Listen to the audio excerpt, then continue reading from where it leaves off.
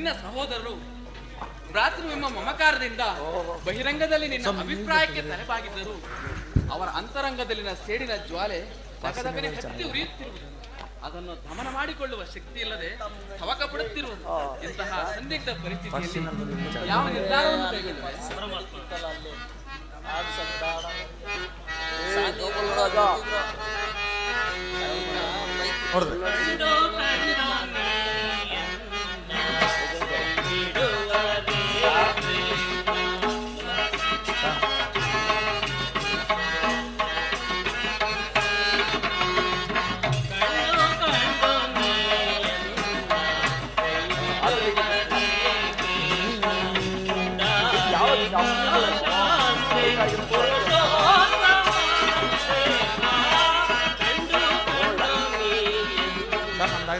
ಬಿಡುವರೇ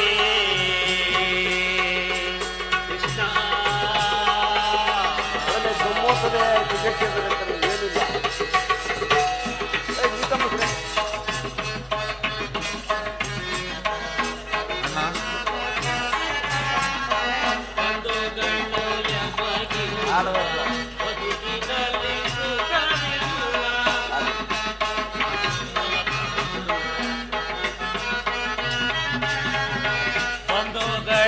ಯಮಗಿಲ್ಲ ಬದುಕಿನಲ್ಲಿ ಸುಖವಿಲ್ಲ, ವಿಜಯಲ್ಲಿ ನೊಂದೆ ನೈ ವಿರಜಾಕ್ಷ. ತಂದೆ ತಾಯಿಯು ನೀನೆ, ಬಂಧು ಬಳಗವು ನೀನೆ.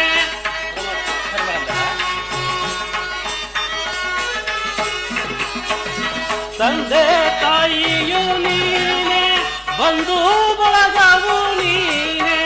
ಎಂದೆಂದಿಗೋ ನಿನ್ನ ಎಂದೆಂದಿಗೋ ನಿನ್ನ ನಂಬಿದೆನೋ ದೇವಾ. ಕಂಡು ಕಂಡು ನೀನ್ನ ಕೈ ಬಿಡುವರೇ ಕೃಷ್ಣ. ಪುಂಡರೀಕ ಶಾಸ್ತ್ರಿ ಪುರುಷೋತ್ತಮ ದೇವಾ. ಕಂಡು ಕಂಡು ನೀನ್ನ ಕೈ ಬಿಡುವರೇ ಕೃಷ್ಣ.